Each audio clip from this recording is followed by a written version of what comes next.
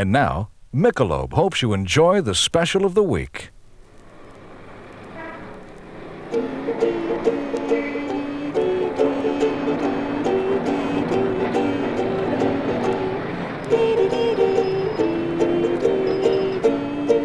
Pittsburgh, Pennsylvania, the only city in the world whose heroes are Steelers.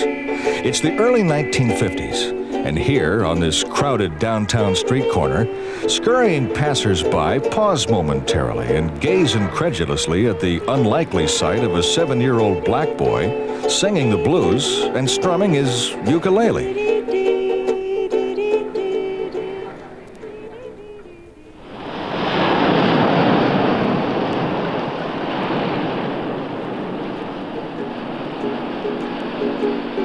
Maui, perhaps Hawaii's most picturesque island. The time is now. And here, amid pineapple plantations and ritzy resorts, stands the house of the man who sang on those Pittsburgh street corners as a boy. The map tells us it's 4,612 miles from Pittsburgh to Maui, but in reality, Maui is 25 years away from Pittsburgh.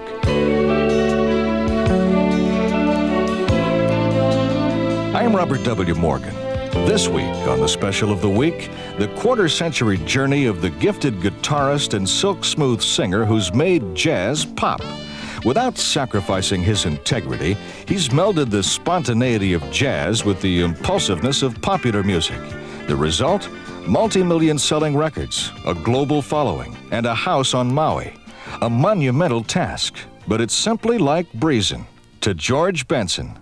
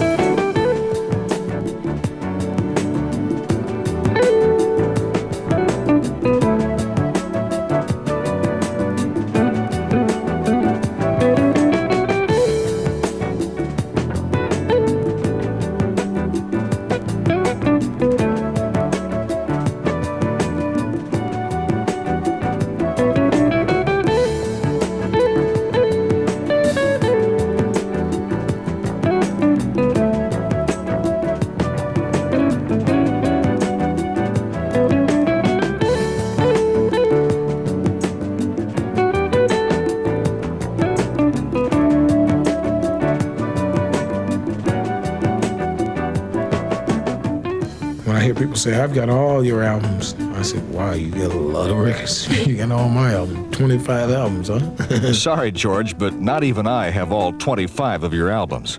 Like most people, my George Benson collection begins with his 22nd album, Breezin, highlighted by This Masquerade. Breezin probably sold more than his first 21 albums combined. That's why I wanted to know if George, while watching his record shoot all the way to #1, ever muttered to himself, well, it's about time. No, we were startled with it. I mean, we knew it was going to sell better than anything else I had done, but we had no idea that it was going to be like, as big as it was. It was just something that was really out of the question because pop people had a hard time selling those kind of records. And so anybody with a jazz title, it just was ridiculous to even imagine it.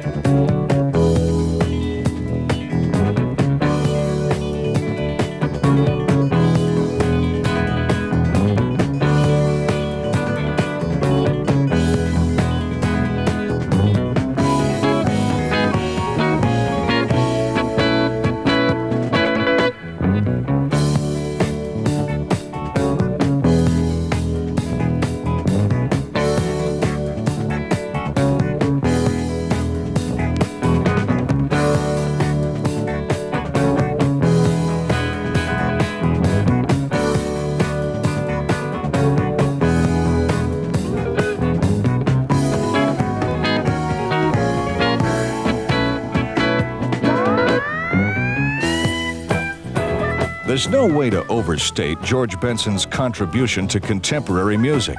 Alongside his adventurous melodies and blistering solos, you can hear the influences of Charlie Christian, Hank Garland, and Wes Montgomery, pioneering jazz guitarists whose music would have otherwise been lost if it weren't for George. Well, the good thing about, I guess, any field of art, there's no one who covers everything. If a person develops any kind of style or identifying thing that has any style or class to it at all, I mean, he is considered an artist, you know, by his peers, and it's a major contribution to the scene. It gives us one more thing that we can pick from, you know, another attitude, another way of looking at things. So it's good, and that's what happens in music. Artists develop a style or something that they do, no one else does, and whenever we want that attitude or that feeling, we know where to get it. Even though some people will call it copying, what it is, it's borrowing for a second or two. And it helps us, you know, to feel a certain need or a certain attitude in our music.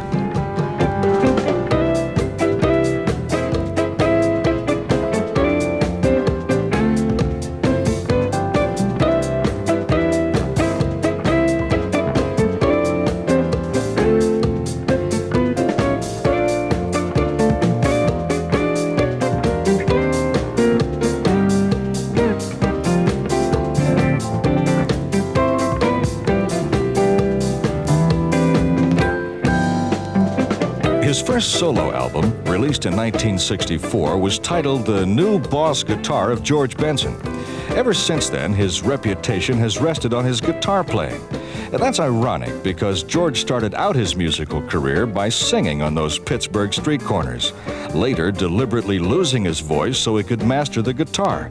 What makes it doubly ironic is that George didn't achieve his phenomenal success until he found his voice and began singing once again. The instrument itself was just the instrument in the mid-'60s. The guitar was the king of the hill, with the Jimi Hendrix and all of the other great players that were alive.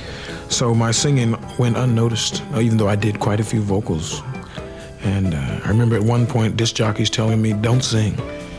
They said, "Don't sing, George, just play."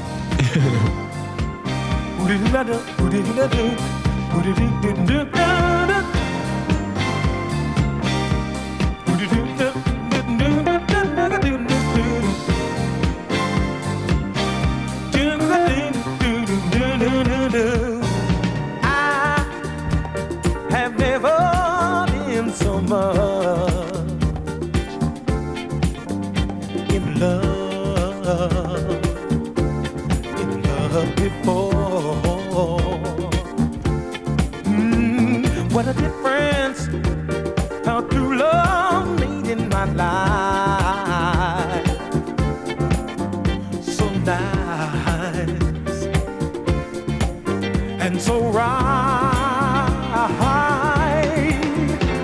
Love must come and then lovers go. That's what the people say. Don't they know?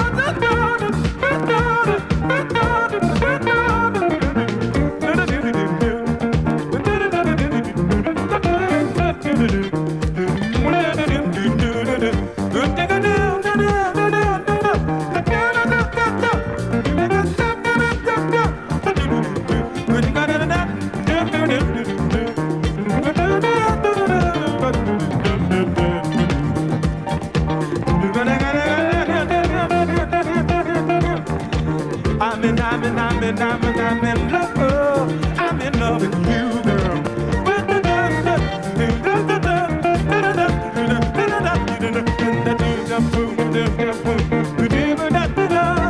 I said love, I never knew that a touch could mean so much.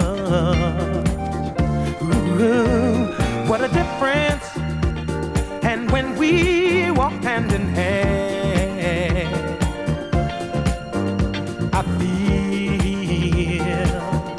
I feel so real. Love has come and then lovers go. That's what the people say. Don't they know? Love out there when you love me and hold me and say you care. And what we have is much more than they can see. Yes, what we have is much more than they can see. And what we have is much more than they can see. Oh, oh, oh, yeah. From raids to radio, it's the saga of little Georgie Benson. Next on the Special of the Week, I'm Robert W. Morgan.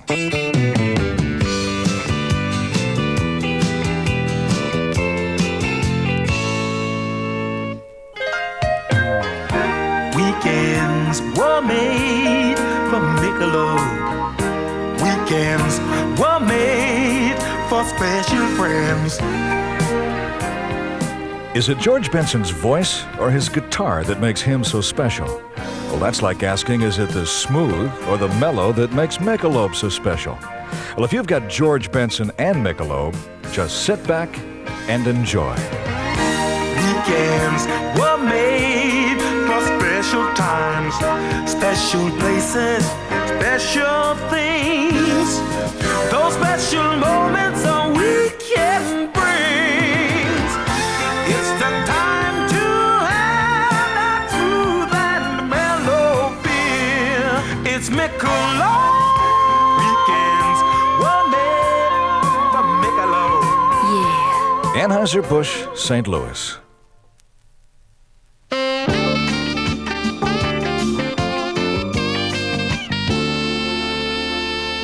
I'm Robert W. Morgan on the Special of the Week with George Benson.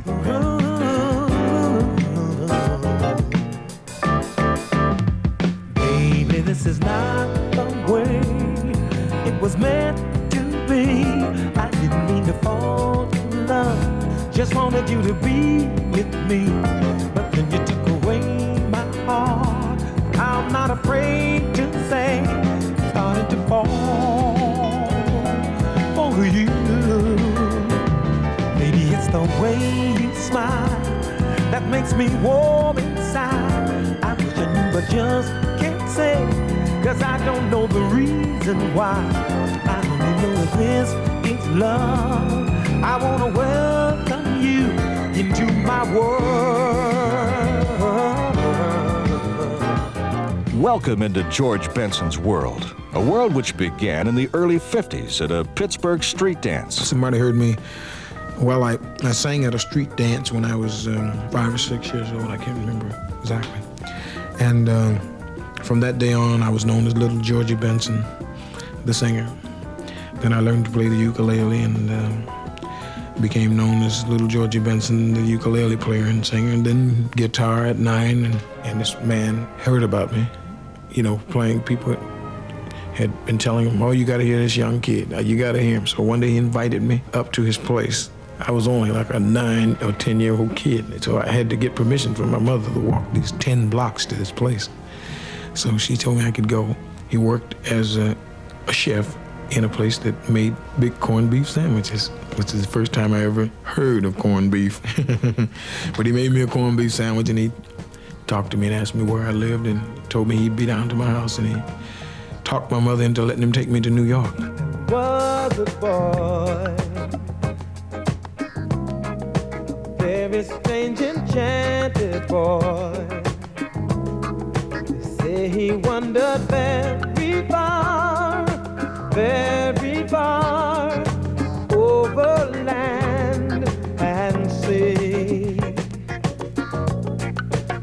A little shy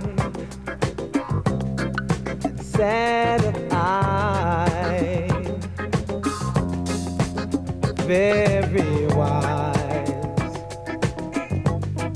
wise was he. The chef who discovered little Georgie Benson would eventually find the right recipe for cooking up a recording contract. But first, he'd have to get George out of a stew. It took some doing, though, because I had already had a tragedy with my career before that. When I was 8 years old, we were in a nightclub. They raided the place, so that made front news, front page locally. And what was 8-year-old little Georgie Benson doing in a nightclub in the first place? Singing, of course. But while Pittsburghers made reservations to see George play, his mother had her own reservations about the sort of unsavory characters her son was playing with. That was her big fear, and they talked her into it, see.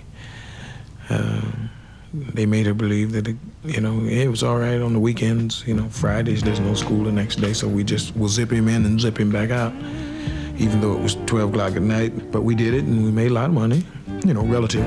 I used to make almost twice as much as she made in 2 weeks. I make in one night, So those were the things that convinced her to do it. I was born by the river in a little tent. No, just like the river, I've been running ever since. It's been a long time coming, but I know change is gonna come. Oh, yes it will. George's mother finally gave him permission to go to New York, where he cut his teeth by cutting a record which went nowhere. So George went back to Pittsburgh, more a child oddity than prodigy. Still, he knew that a change was going to come.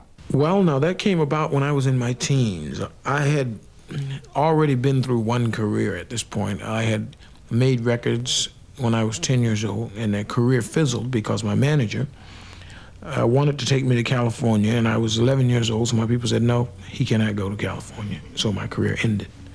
So I went back to school, became very, average. And then when I was in my mid-teens, I started singing with a singing group. And we hired a guitar player, but I found out that I knew more than he did, so we couldn't afford him anyway. So I said, man, all I need is a guitar, and I could play my own guitar while I sing with the group. And so we couldn't afford a guitar. My stepfather made me one for half of the money that they wanted in the pawn shop, which was about $27.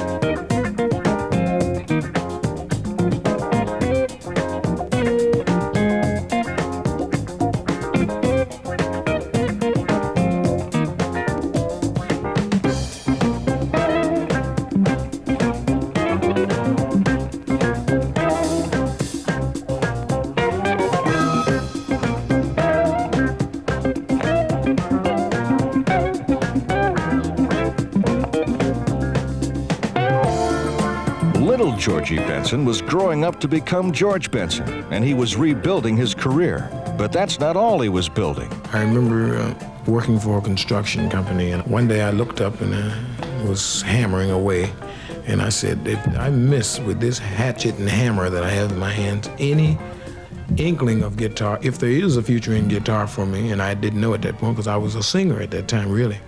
But I was smart enough to realize that if there was a career for me, I could end it at any second by just missing and hitting my fingers. So I remember putting the hammer down and taking my apron off, and the man asked me, where are you going? I said, I'm going home.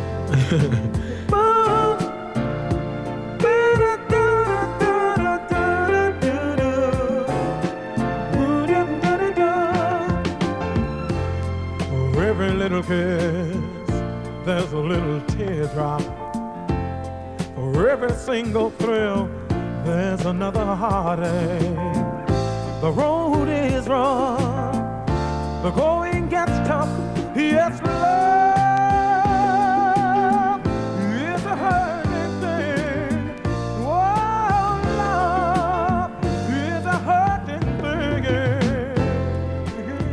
I promised myself that I would never leave Pittsburgh, because I love Pittsburgh. It was just an incredible place. And I had been to New York. Everybody said that was the greatest city in the world.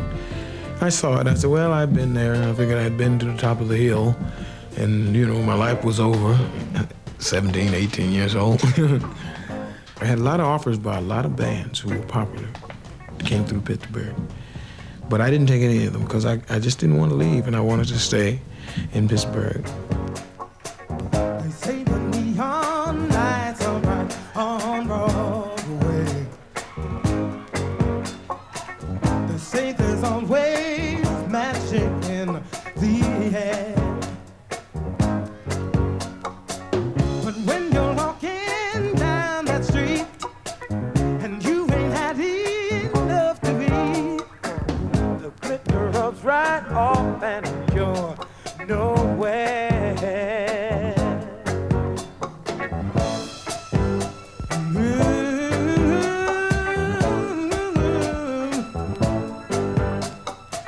They say the women treat you fine on Broadway,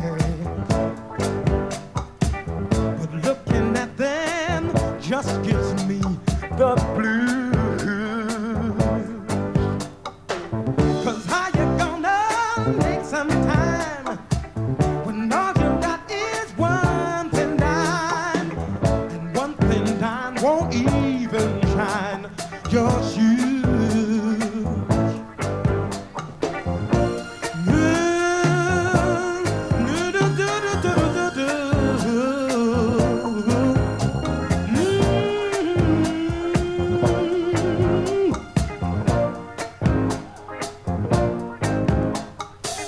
They say that I won't last too long on Broadway.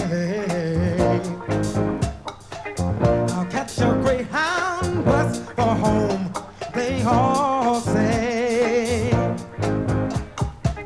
But they're dead wrong, I know they are, 'cause I can play this here guitar, and I won't quit till I'm a star on Broadway.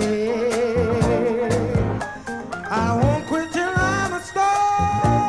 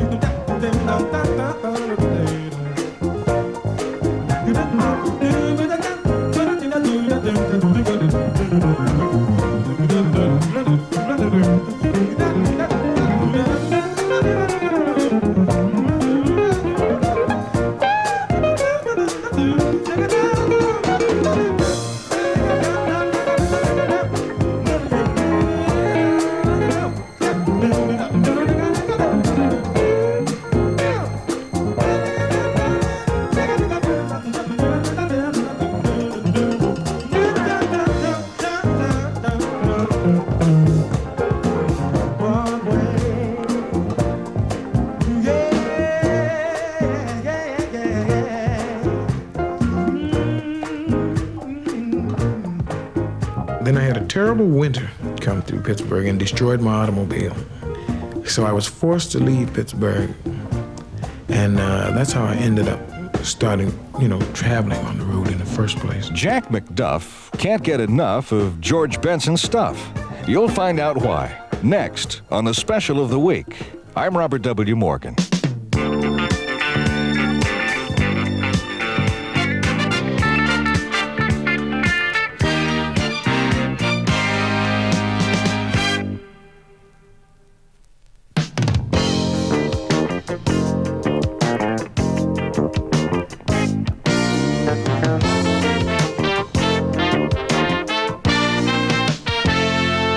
I'm Robert W. Morgan with George Benson on the Special of the Week.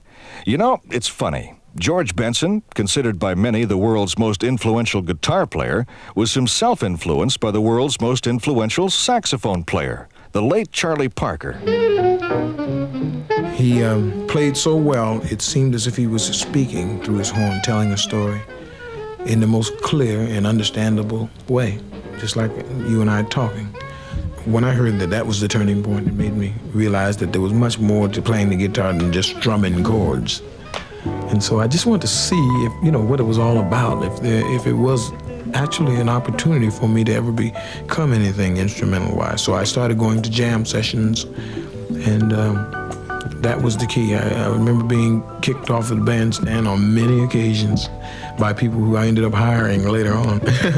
Many a tear has to fall, but it's all in the game. All in a wonderful game that we know as love. You had words with him, and your future's looking dim. But these things your heart can rise above. George's first gig after leaving Pittsburgh was with the legendary jazz keyboard wizard Jack Macduff. Up until then, George had been a self-taught guitarist, but now an old dog was about to teach young George some new tricks. I remember Jack calling up. He must have had a lot of insight, because he said, man, he was talking to his manager. He says, man, I found this young guitar player, and this cat is smoking. But a few days later, he found out that I was not the guy that he thought I was. Because actually, what he was reflecting on was how good I made him sound. I always had a knack for that, though. I always had a feeling for what the other guy needed or wanted behind him when he was performing. And so he liked the way I did that. But when he pointed to me and said, play, solo, I had nothing to say. I had no chops, I had no technique. And so he cussed me out every night. And he made me practice hard. He made me take my instrument home and sleep with it.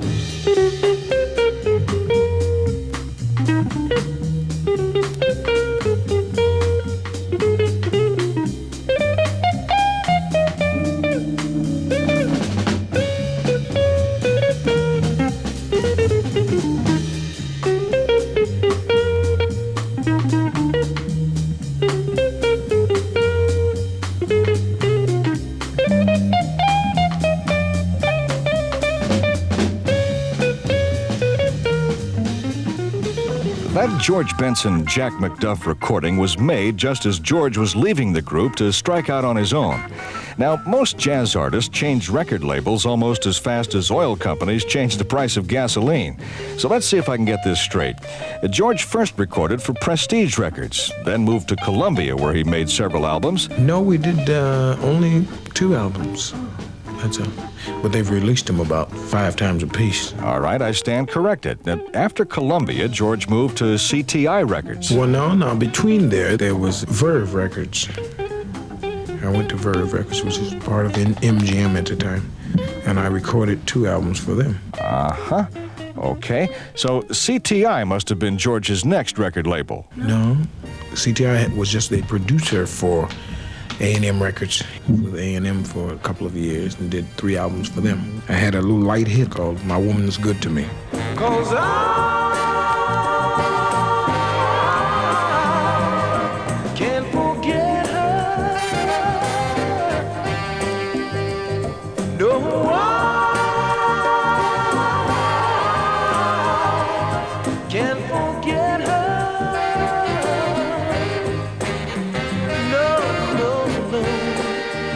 'cause my woman's good to me.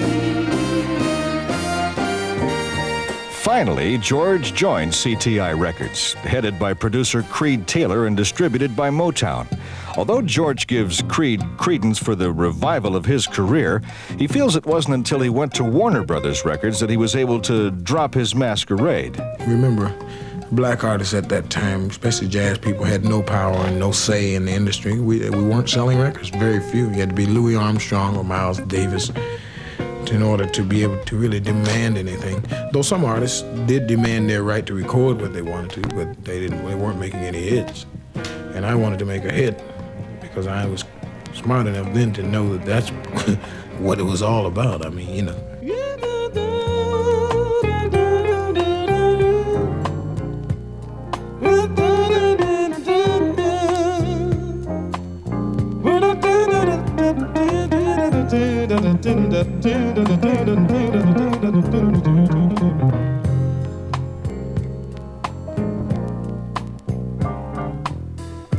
Are we really happy here with this lonely game we play? Looking for words to say,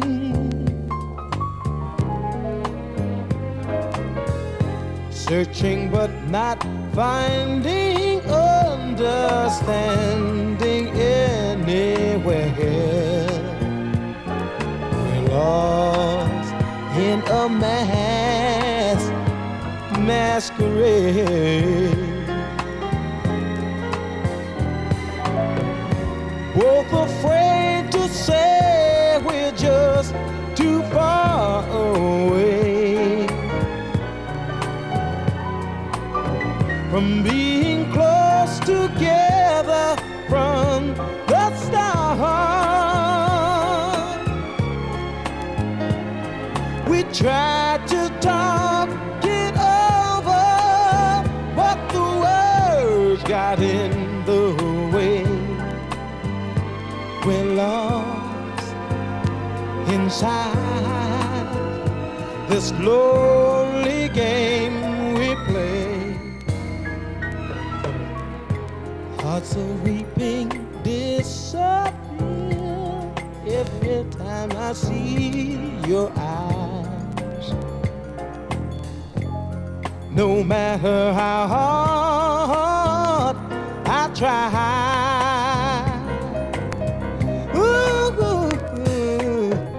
to understand the reasons that we carry on this way. We're lost in a masquerade.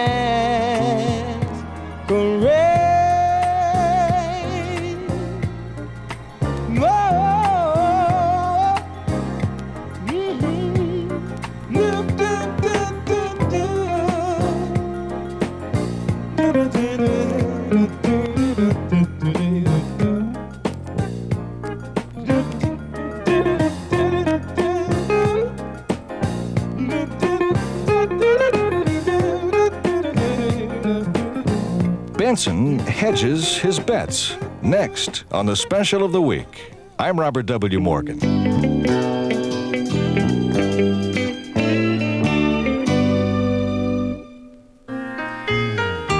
Weekends were made for Michelob. Weekends were made for special friends. It's the time to have that smooth and mellow beer. Here's one beer, the meaning's clear. It says you serve the best. Weekends were made for special times, special places, special things. Those special moments a weekend brings. It's the time to have that smooth and mellow beer. It's Michelob. Weekends were made for Michelob. Yeah. Anheuser-Busch, St. Louis.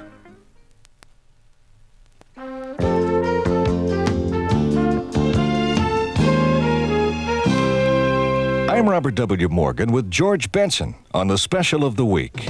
For a man who started out on Pittsburgh street corners singing for his supper, George has sure had his troubles winning his just desserts. That's because every record producer he worked with wanted him to forget about his vocal cords and concentrate on his guitar chords. So I stopped cutting vocal records after a while. And then I ran into a producer. When I signed a contract with Warner Brothers, they introduced me to a man who had heard me sing years before, and he couldn't believe that I wasn't singing on records. So he said, if I had a chance to produce your records, you would sing. And on the strength of that, I said, that's the guy I want to work with. Because I never met a producer that liked my voice.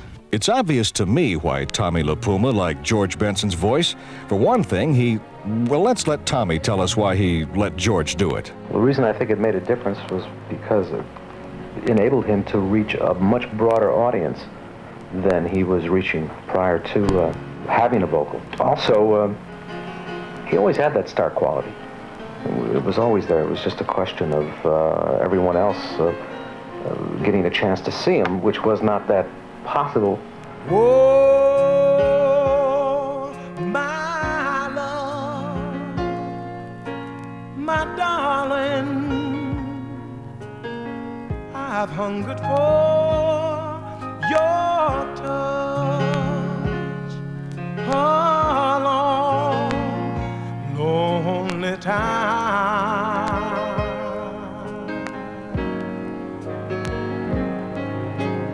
Time goes by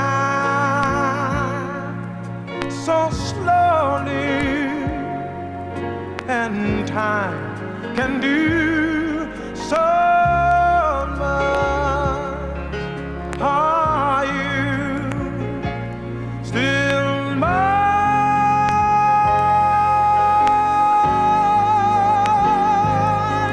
I need your love.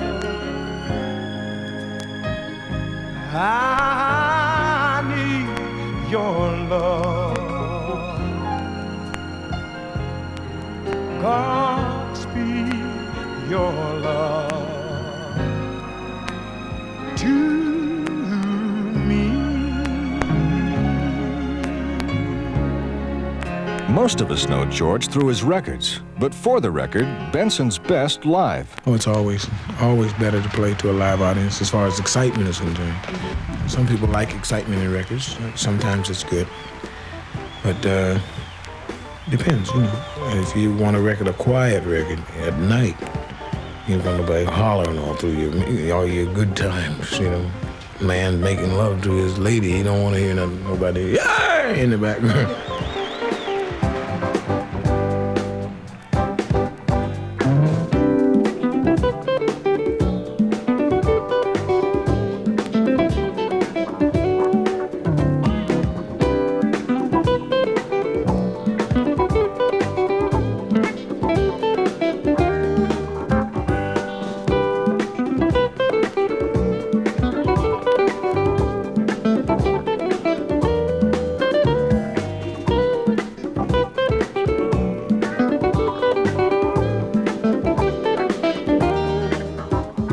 I think the reason why I've been successful in anything is because I was never afraid to give the other man his due.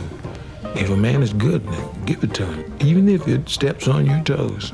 How can you ever expect to be great yourself if you don't know what greatness is? Never give up on this feeling, living inside your love, that's all I wanna say.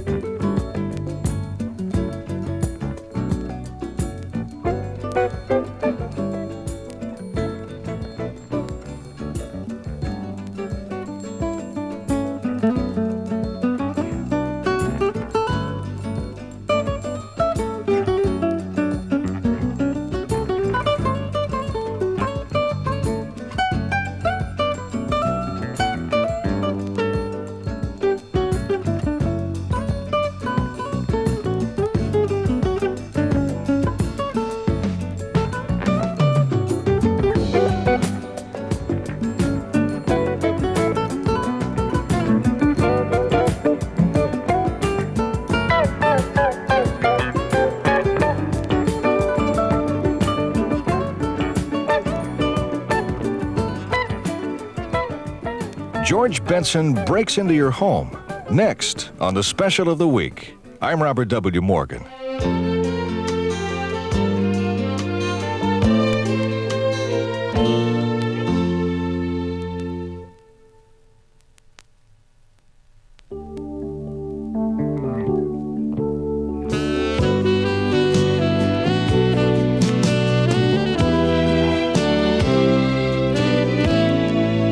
I'm Robert W. Morgan on the Special of the Week with George Benson. A bitter controversy is raging throughout the jazz world, and George Benson is embroiled in the thick of it. Because of jazz's progressive nature, jazz artists have toiled in obscurity until now. Today, jazz is big business, generating big bucks. That kind of success frightens many avant-garde jazz artists who've accused popular jazz men, like George Benson, of selling out. If I want to play, I can go and play in my house. But if I'm in the record business, then let's sell some records. Two, let's pick something that I'm playing. There's got to be something that people want to hear that I play.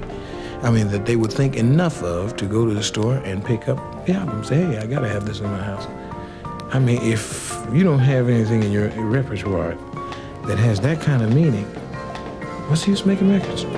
Down here on the ground, wanting something better. Down here on the ground, wanting something more.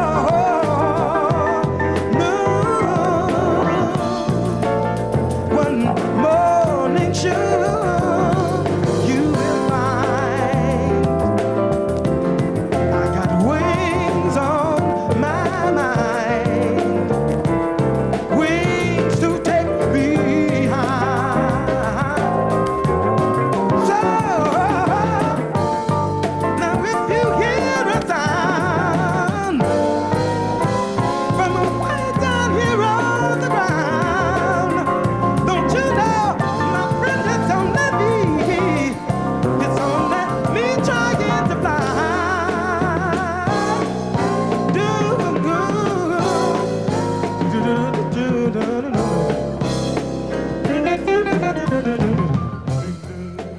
Being alone, you know, I can think better when I'm not being badgered, you know, or bothered by a lot of people. George Benson may be a loner, but he's never alone. In his own quiet way, he's a very spiritual man. Well, I don't know if I shouldn't wear it out. I think people have different views on spiritual. I'm a Bible student, let's put it like that.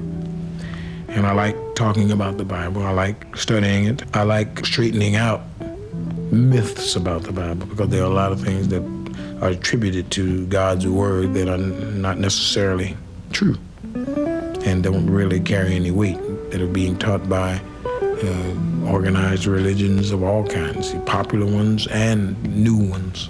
I've always been inclined to study the Bible. Since I was a kid, my mother used to take me to all kinds of churches when I was a baby.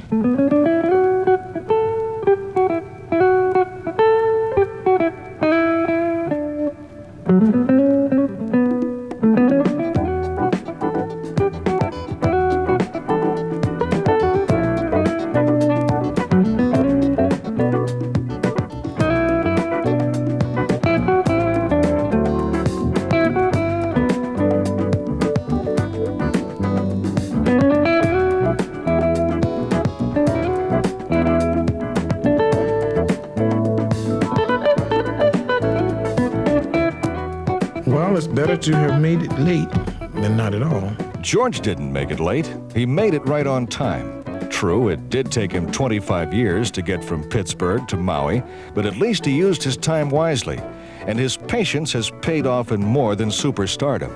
Now, whenever George Benson wants to go to Maui, it only takes him a few hours. I want to get to Hawaii. I had a new son this year.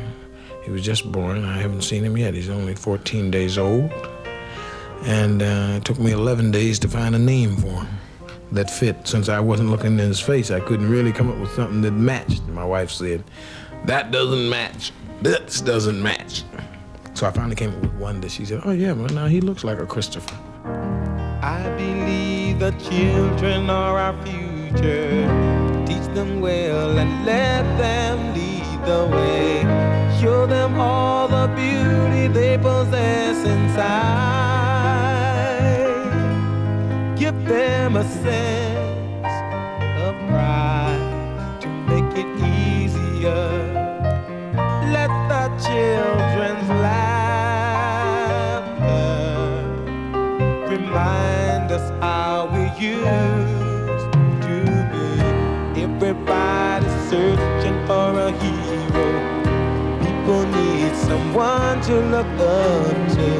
I never found anyone who fulfilled my need. A lonely place to be. So I learned to depend on me.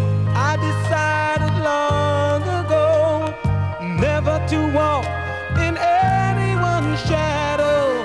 If I fail, if I succeed, at least I'll live as I believe. No matter what they take from me, they can't take away my dignity. Because the greatest love of all was happening to me.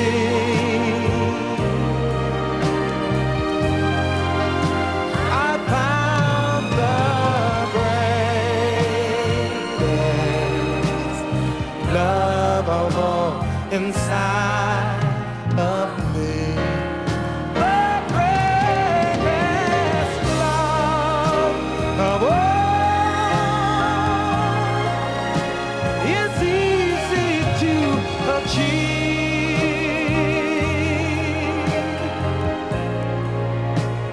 Learning to love yourself is the greatest love of all. And if by chance that special place that you've been dreaming of leads you to a lonely place, find your strength in